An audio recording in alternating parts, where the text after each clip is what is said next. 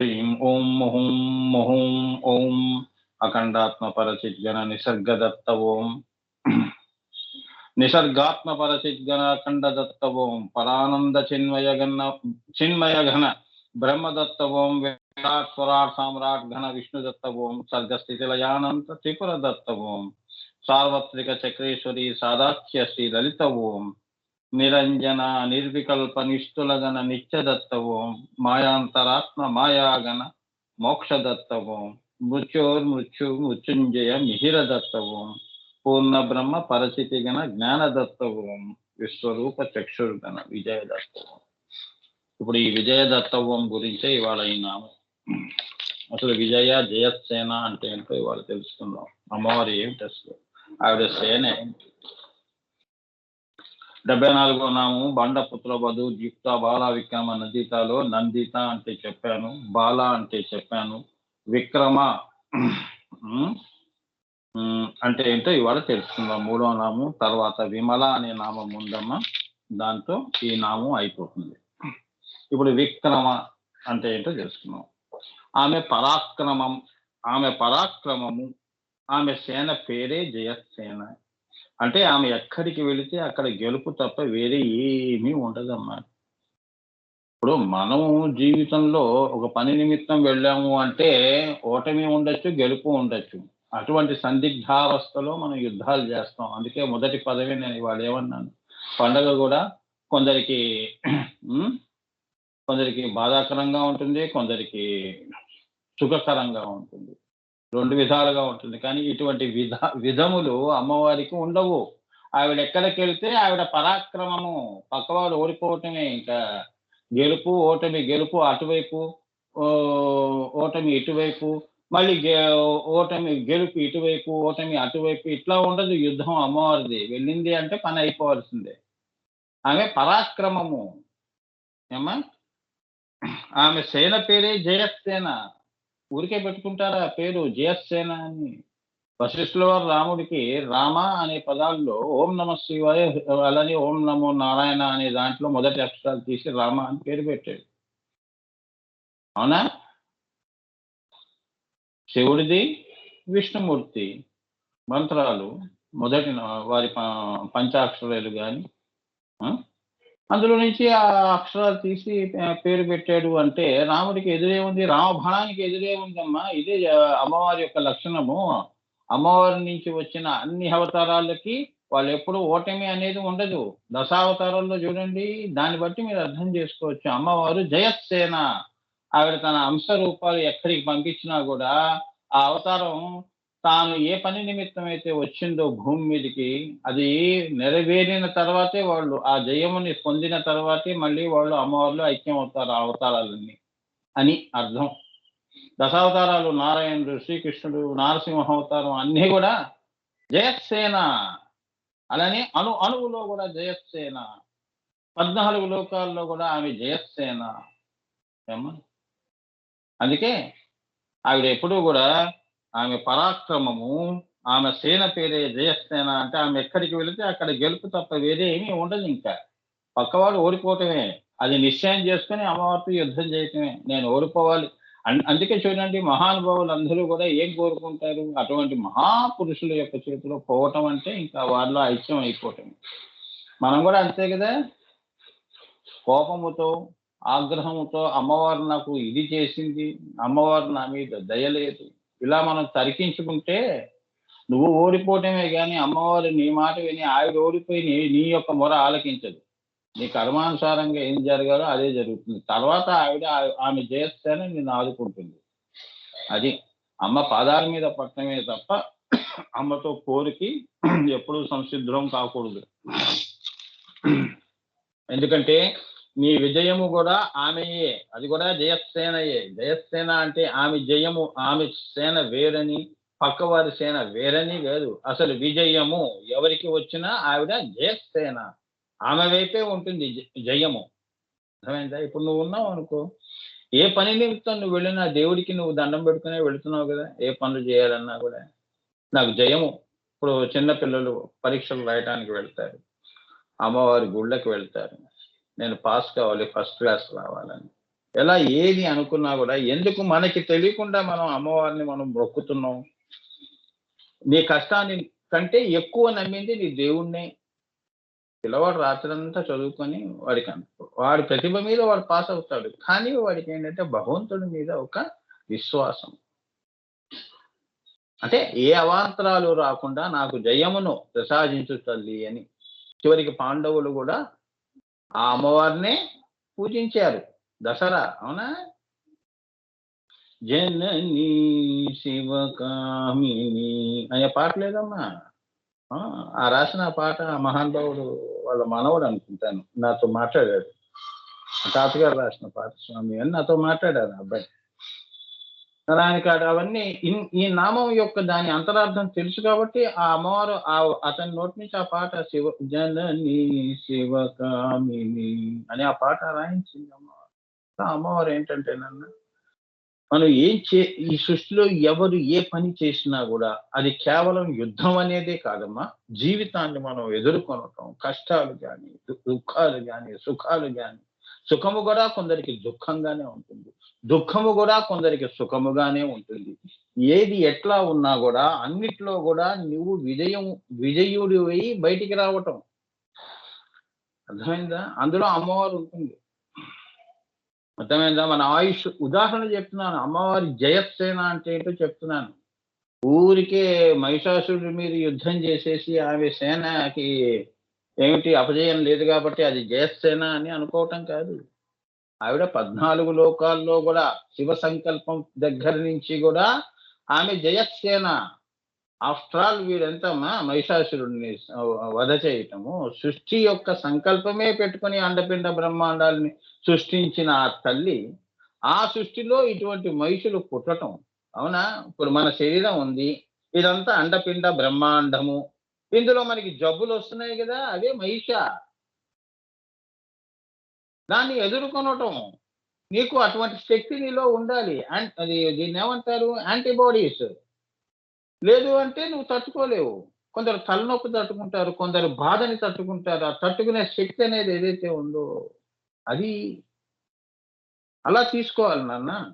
14 లోకాల్లో బ్రహ్మ అంత గొప్పగా నిర్విరామంగా ఇంత సృష్టి ఏది అనాది కాలం నుంచి సృష్టి చేస్తున్నాడు. సూర్యుడు తన గమనాన్ని తన పనిని తాను చేసుకుంటూ వెళ్ళిపోతున్నాడు. చంద్రుడు ఆ! ఈ సృష్టిలో అన్నీ గూడా ఎక్కడా నిరాఘాటంగా ఎవరి పని వాళ్ళు చేసుకుంటూ పోతున్నారు అంటే ఇదంతా అమ్మవారి యొక్క జయసేన యొక్క కృప. అటువంటి తల్లి శివుడి యొక్క సంకల్పం పెట్టుకున్న తల్లి ఆ! బిందువై ఆ! ఓం భూ ఓం భువ ఓం సువ అన్నట్టు పరా పశ్యంతి మధ్యమ వైఖరిల్లో ఇంత సేనని పెట్టుకొని అమ్మవారికి ఎంత సేన 64,00,00,000 యోగిని గల సేవిత. అర్థమైందా? భూపురాజ రేఖల్లో గూడా ఉంది. ఆ దేవతలున్నారు. అనిమా సిద్ధి, లఘిమా సిద్ధి, గరిమా సిద్ధి అలా నీ మూలాధారంలో ఢాకిని అమ్మవారు. అందుకే ఆ యొక్క లం బీజం ఏదైతే నీకు ఉదాహరణకి నీకు ఆ యొక్క గర్భం దగ్గర, ఆ మూలాధారం దగ్గర, లం బీజం దగ్గర ఏదైనా నీకు ఆరోగ్యరీత్యా ప్రాబ్లమ్స్ ఉన్నప్పుడు లం బీజం చేసుకోవాలి. లం బీజం ఎదురుగుండా పెట్టుకోవాలి. అక్షరం రాసుకొని ఆ లమ్‌నే చూస్తూ లం లం ఓం లం అని అనుకుంటుంటే అది తగ్గుతుంది. అదే జయసేన. లం అనే బీజమే జయసేన. మంత్రమే జయసేన. తంత్రమే జయసేన. యంత్రమే జయసేన. ఆ యంత్రమే శ్రీయంత్రం. కదా! ఆ శ్రీయంత్రం ఎలా వచ్చింది? శివ సంకల్పాన్ని సాకారం చేయటం వలన వచ్చింది. ఎవరు చేశారు అంటే ఆది పరాశక్తి చేసింది. అందుకే ఆమె ఆది అన్నారు. ద్వితీయ పరాశక్తి అని అనలేదుగా. ఆది పరాశక్తి. ఎవరైతే శివుడు ఏ ఈశ్వరుడైతే సంకల్పం చేశాడో దాన్ని సాకారం చేయటం అంటే ఎంత శక్తి ఉండాలి. అందుకే ఆది పరాశక్తి అన్నాడు. అది విక్రమ అంటే అది విక్రమ అంటే. అంతేగాని పక్కవాడిని కొట్టేసేసి, వాడిని ఓడించేసేసి, 4 తిట్లు తిట్టేసి ఇంటికొచ్చేసి ఆ! ఇవి కావు. చిన్న చిన్న విజయాలు పక్క వాళ్ళ మీద మనం పొందటం. ఇవి కావు జయాలు. ఏమ్మా! 10 మందికి నీవు మంచి చేయటం కూడా జయసేనే. అన్నదానం చేయటం, విద్యాదానం చేయటం, పక్కవాడికి ఏది పక్కవాడికి సహాయ సహకారాలు అందించటం. అవునా? ఇవన్నీ మనం చేస్తున్నాం కదా, మన ఇంట్లో మనం పనులు చేసుకుంటున్నాం కదా, బయట వాళ్ళకి సమయం ఉంటే చేసి పెడుతున్నాం కదా. ఇదంతా కూడా అమ్మవారి జయసేన. మంచిలోనూ జయసేన ఉంది అని, చెడు మీద కూడా జయసేన పని చేస్తుంది అని. ఎంతటి చెడు అయినా కూడా దాన్ని నిర్మూలించే శక్తి అమ్మవారు అని. అది జయసేన అంటే. నీలో మంచి మంచి సంకల్పాలు కలిగి ధ్యానము మీద, యోగము మీద, గురువుల మీద నీ మనసు మళ్లించటం కూడా నిన్ను నువ్వు జయించటం, ఆ జయము కూడా అమ్మవారే అని. లేకపోతే ఎన్ని జన్మలు వెళ్ళిపోతుంటాయి అజ్ఞానంలో, అంధకారంలో.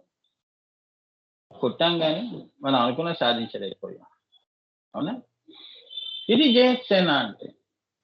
నిన్ను నువ్వు జయించుకోవటమే గొప్ప స్థితి, గొప్ప పరాక్రమము అంటారు. ఏమ్మా, ఆ పరాక్రమాన్ని అమ్మవారు నీకు ఇస్తుంది. నీ అహంకారాన్ని నువ్వు తొలగించుకోవటం అంటే అదే మహిషి. దాన్ని నువ్వు జయించాలి అంటే యోగులు, ఋషులు, మునులు వాళ్ళు వారి యొక్క తన్మాంతరాలు, పంచేంద్రియాల్ని జయించారు అంటే అదంతా అమ్మవారి కృప. ఆ బ్రహ్మచింతనలో ఉన్నారు, అమ్మ పాదుకల్ని పట్టుకున్నారు, వారికి జయమే వచ్చింది. వారిని వారు జయించుకున్నారు అంటే అన్ని లోకాలు కూడా వాళ్ళు లయము దాకా వెళ్ళే ఒక్క ఇది అమ్మవారి ఆశీర్వచనాలు ఇచ్చింది. మరి అది జయమే కదా. ఈ లోకంలో పొందిన జయము కాదు కదా. 14 లోకాల్లో బిందువు వరకు, నిర్వికల్ప సమాధుల వరకు వెళ్ళే జయాన్ని ఇచ్చింది. అదనమాట పరాక్రమము అంటే. అలా అర్థం చేసుకోవాలి. అర్థమైందమ్మా? ఇంత ఉంది చూడండి అమ్మా. ఊరికే పరాక్రమం అంటే మన పుస్తకాల్లో చదువుకున్న హిస్టరీ, చరిత్ర పుస్తకాల్లో చూసుకున్న ఒకడు ఓడిపోయాడు, ఒకడు గెలిచాడు అనే కథలు కావు. ఏమా, మంచిలోనూ ఉంటుంది అమ్మవారి జయసేన, చెడులోనూ ఉంటుంది. అందుకే అవతారాలు, ప్రతి అవతార పురుషులు కూడా ఏమన్నారు? దుష్ట శిక్షణ, శిష్ట రక్షణ. సంభవామి యుగే యుగే. కృష్ణుడు ఏమన్నాడు? సంభవామి యుగే యుగే. ఆమె సేన పేరే జయసేన. అంటే ఆమె ఎక్కడికి వెళితే అక్కడ గెలుపు తప్ప వేరే ఏమీ ఉండదు. అవతల వారు ఓడిపోవటం తప్ప ఇంకొకటి ఉండదు అని. ఆ తల్లి గనక వచ్చింది అంటే పక్కవాడు ఓడిపోవటం తప్ప ఇంకోటి ఆప్షన్ లేదు వారికి. అది అమ్మవారి యొక్క గొప్పతనం. ఏమ్మా, కాబట్టి విక్రమ అంటే ఇప్పుడు విక్రమ అంటే ఏంటి? ఉదాహరణకి జాగ్రత్తగా వినండి అన్న, ఇది యోగా రహస్యం. ఎప్పుడైతే నువ్వు సాధన చేసి గురువుల యొక్క మార్గంలో క్రియాయోగాన్ని నేర్చుకొని ఉదాహరణ ఉత్పత్తి చేసి కుండలిని శక్తిని జాగృతం చేసి షట్చక్ర భేదన చేసుకుంటూ నీకు అటువంటి అనుభూతి నీకు వచ్చింది అంటే అది ఎక్కడి దాకా వెళుతోంది? సహస్రార చక్రము దగ్గర కర్ణికలో ఈశ్వరుడి యొక్క కలయిక కోసము మధ్యలో ఎక్కడా కూడా ఎడతెరిపి లేకుండా, ఆగకుండా వెళ్ళిపోతోంది జయసేన, వెళ్ళిపోతోంది. అమ్మవారు వెను తిరగటం అనేది ఉండదు అని. ఒక యోగి, యోగిని, ఇప్పుడు మీరంతా ఆడవాళ్ళు కాబట్టి ఎక్కువ మంది ఉన్నారు కాబట్టి మన పరంపరలో వాళ్ళని దృష్టిలో పెట్టుకుని ఎక్కువసార్లు చెప్పాల్సి వస్తుంది. పురుషుల్లో కానీ స్త్రీలలో కానీ జాగ్రత్త కుండలిని ఈ తల్లి ఎప్పుడైతే కన్ను తెరిచిందో, ఈ తల్లి జాగ్రత్త కుండలిలో బయలుదేరేటప్పుడు షట్చక్ర భేదన చేసుకోవటం అంటే అక్కడున్న చైతన్యాన్ని అంతా కూడా వెనక్కి తీసుకోవటము అని, అది శ్మశానము చేయటము అని. అంటే ఆ తన్మాత్రాలు, ఆ పంచేంద్రియాలు, అక్కడున్న కోరికలన్నీ కూడా శ్మశానం అయిపోయినాయి అని. శరీరం పోయిన తర్వాత కోరికలు ఏముంటాయమ్మా? శరీరం ఉంటేనే కోరిక, అంతే కదా. ఆ స్పృహ తీసేస్తుంది. ఆమె అక్కడి నుంచి జాగృతమై ఎక్కడి దాకా? ఈశ్వరుని కలిసే వరకు కూడా ఆమె ఎక్కడా కూడా ఆగదు అని. అది జయసేన అంటే. అంటే యోగా పరంగా చెప్పాలంటే. జ్ఞాన పరంగా చెప్పాలి అంటే భక్తి పరంగా కూడా అలానే ఉంటుంది. అన్య దైవము కొలువా అని కొందరు రాక్షసులు కూడా చూడండి అన్న, వాళ్ళు ఏమిటి పెట్టారు అంటే విశ్వాసము అచంచలంగా పెట్టాడు. ఇప్పుడు రావణాసుడు కానీ ఎవరైనా కూడా శివుడి యొక్క ఆరాధకులు కాబట్టి వారి తల కూడా వాళ్ళు నరుక్కున్నారు, దానికి కూడా సాహసించారు అంటే వాళ్ళు భగవంతుడి మీద విశ్వాసం ఎంత ఉంటే వాళ్ళ తల ఇవ్వాలి. అవునా? అది ఆ భక్తి, ఆ పరాకాష్ట, ఆ భక్తి పరాకాష్ట, ప్రాణం వరకు పోవటం అంటే పరాకాష్ట వరకు చేరటం.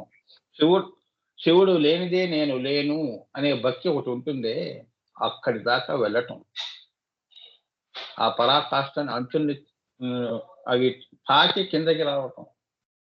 అలానే ధ్యానంలో నువ్వు ఆజ్ఞాచక్రం ఏదైతే ఉందో అక్కడి దాకా నీ కుండలిని ప్రస్థానం చేయించటం ధ్యానంలో. యోగంలో బిందువులో లయం కావటం, సవికల్ప నిర్వికల్ప సమాధులు.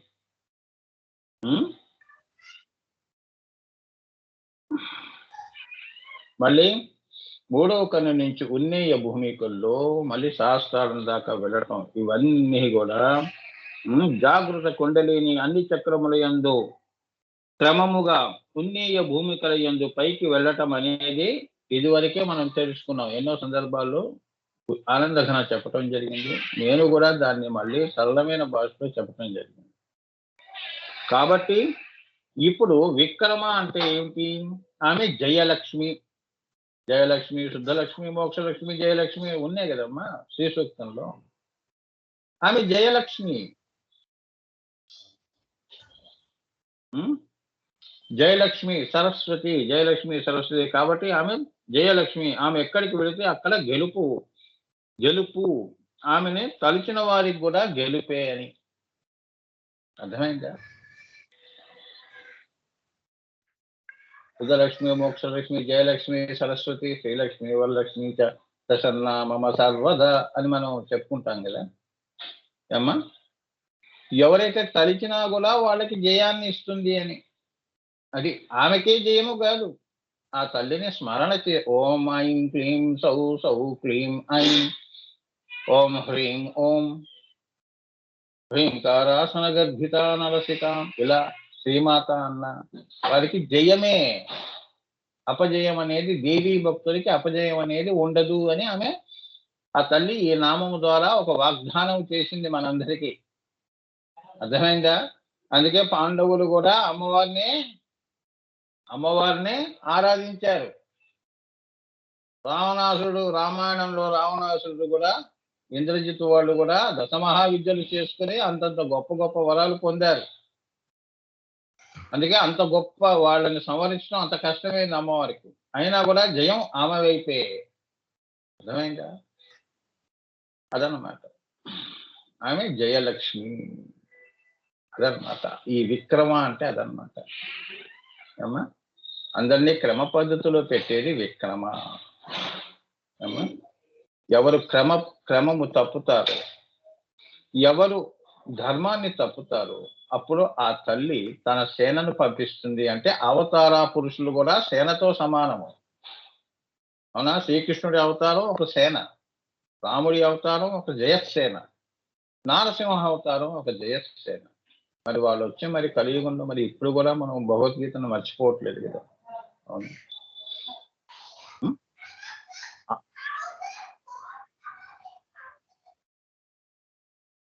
ఆ మార్గంలోనే మనం వెళ్తున్నాం. అవును, అదే మార్గంలో మనం వెళ్తున్నాం. జయము అంటారు. సో నువ్వు నీ తలంపుల్లో కూడా శుభ సూచకమైన ఆలోచనలు రావటం, శుభ సంకల్పాలు చేసుకోవటం ఏమా,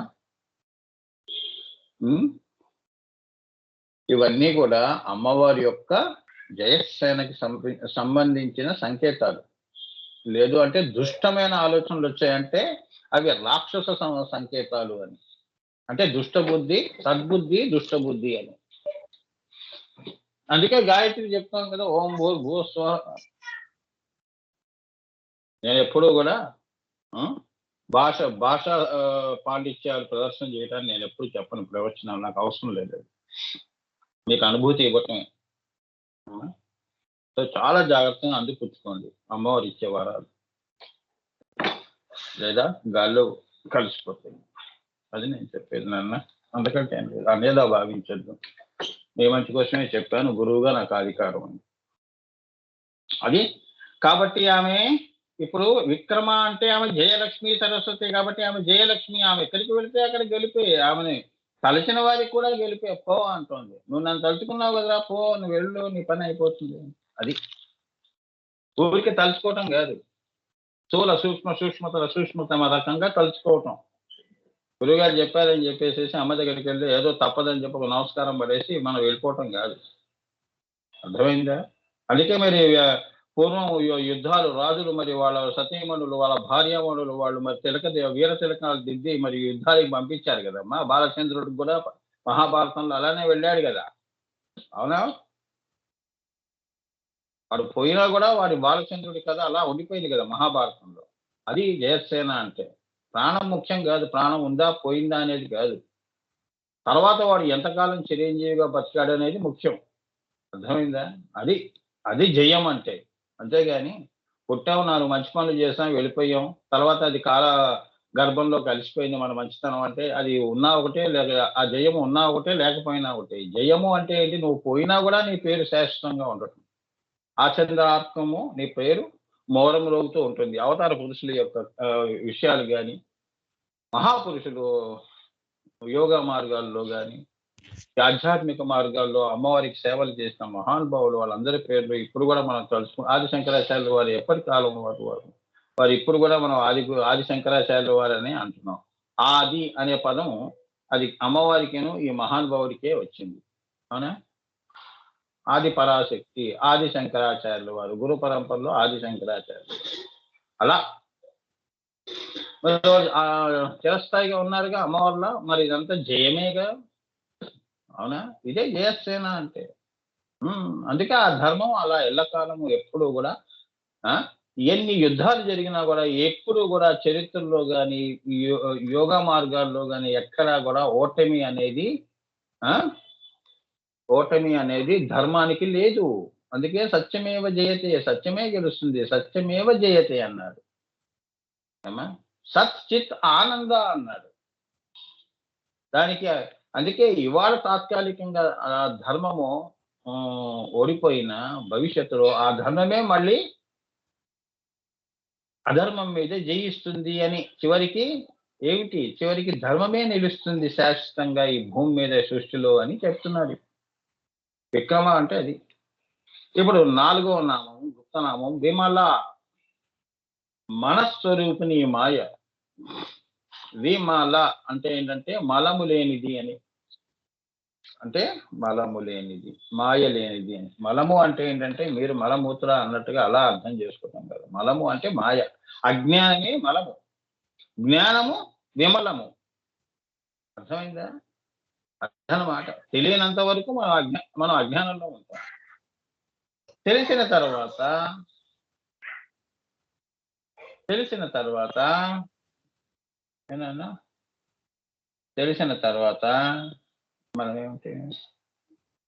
మనం విమలం అవుతాం. అందుకే అజ్ఞాన, జ్ఞాన, విజ్ఞాన, ప్రజ్ఞాన, విజ్ఞాన ప్రజ్ఞానం తర్వాత మేధస్సు తర్వాత జ్యోతి కావటం.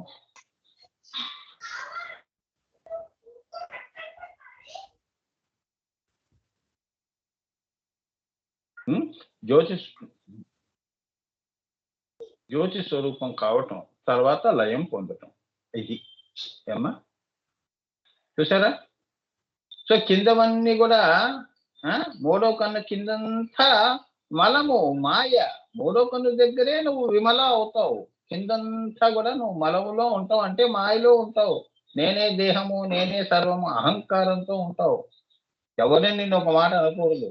అహం 3వ కన్ను దగ్గర ఏమైంది? ఈ అహంత అయింది. అర్థమైందా? అహంత, ఇదంతా కూడా ఈ మలం అంతా కూడా నా స్వరూపమే అని తెలుసుకుంటావు. అప్పుడు కూడా నువ్వు అనే మహావాక్యం ఏమిటి? అహం బ్రహ్మాస్మి, నేనే నిండి ఉన్నాను అనేది వస్తుంది నీకు. అదనమాట. సూక్ష్మ ఎప్పుడు ఉంటుంది? అహం అన్నప్పుడు ఇంకా ఇదంతా నేనే అని ఇది అంతయు కూడా నేనే అని నువ్వు అనటం కూడా సూక్ష్మమాయ. మళ్ళీ పైకి వెళతావు. ఉన్నేయ భూమికల్లో పైకి వెళుతున్న కొద్దీ మాయ యొక్క విస్తరణ లేదా మాయ యొక్క ఇన్ఫ్లుయెన్స్ అంటారు. అది తగ్గిపోతుంది. ఏమా నువ్వు ఎక్కడ వైదేహి, వైదేహి స్థితి ఎక్కడొస్తుంది?